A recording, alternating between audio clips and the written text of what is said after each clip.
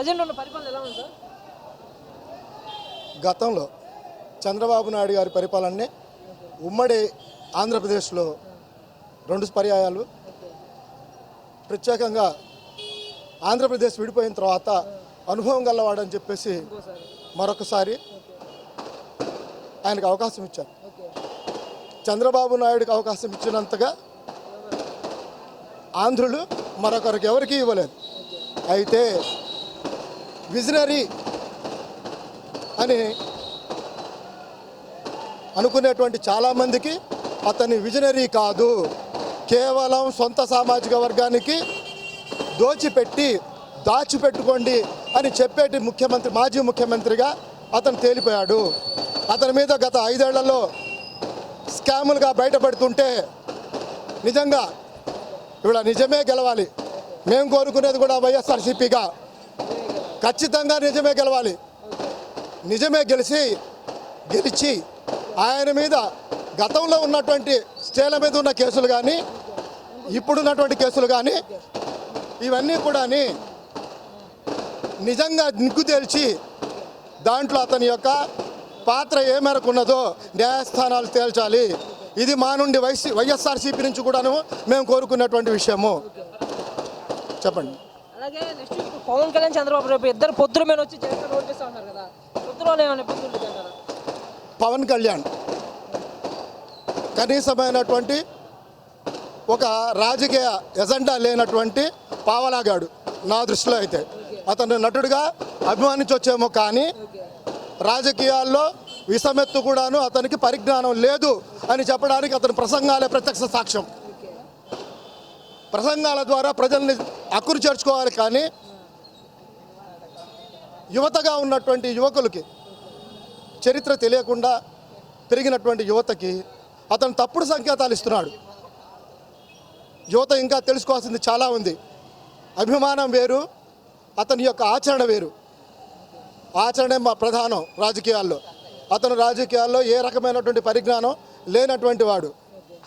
వామపక్షాలతో పోతాడు, చంద్రబాబుతో ఉంటాడు, బీజేపీతో ఉంటాడు.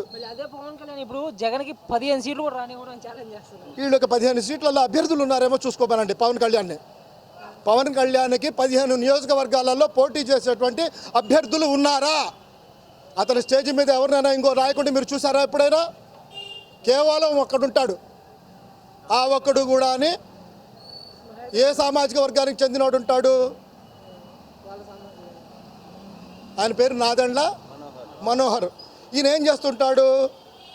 చంద్రబాబు నాయుడుకి ఈ పవన్ కళ్యాణ్కి సమన్వయం చేస్తూ ఉంటాడు.